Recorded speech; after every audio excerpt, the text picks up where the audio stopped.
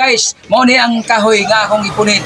Ang iyang dahon, medyo may pagka-violet, medyo may pagka-brown, medyo may pagka-pulang tumoy. Iya, nakita naman yung tumoy nga pula, pulang tumoy. Kini nga dahon ni nga akong gikahibungan. Kung sa gini nga klase sa kahoy, usa hingan din kay kung di mo maghingalan, ako na lay pangalan. Hinganan sa kahoy bugsukan. Hingan mo diri sa bugsukan nga kahoy. Diri sa Butuan City, di anak ko tay hilpal nga nakitaan. Guys, salamat sa inyong pag-follow. Thank you so much. Bye, bye. Ang inyong Dr. Alternatives, Antiviral Medicine, ang natural pati. Dr. Natural pati. Bye-bye guys. Salamat sa inyong pagtanong. After 9 years, nibalik ko din sa Barangay Bugsukan, sakop sa syudad sa Butuan City.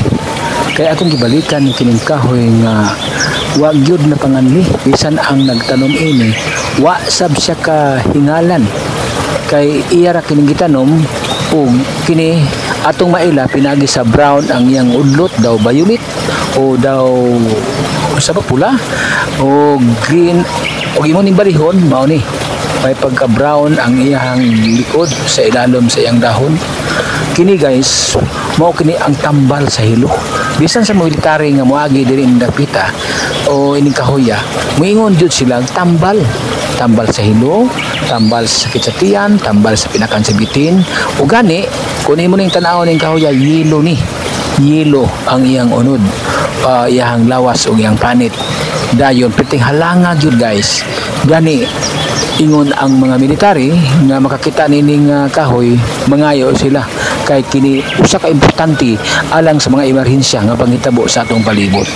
Guys, itol tinako sa inyo ha nga kung pananit makakita mo mga kahoy nga susama niini nga mga bantugan nga tambal sa hilo, pinakan sa bitin, pinakan sa hiro o mga emerhensya, kuha ninyo o ibutang sa inikauga, ibutang gud sa lapad o nga basiyo sa lapad o butangan sa ninyo o preservative sama sa bino o uban pang ibutang ninyo nga dili siya mapanos aron nga kung doon na may emerhensya kung doon na pangitabo sama sa samad pinakan o kahilo sama sa nahilos pagkaon, nahilos sa tubig o maayong pagkalipong, sakit sa tiyan, sugalibang o uban pang mga emerhensya nga dili nato kalikayan sa atong palibot.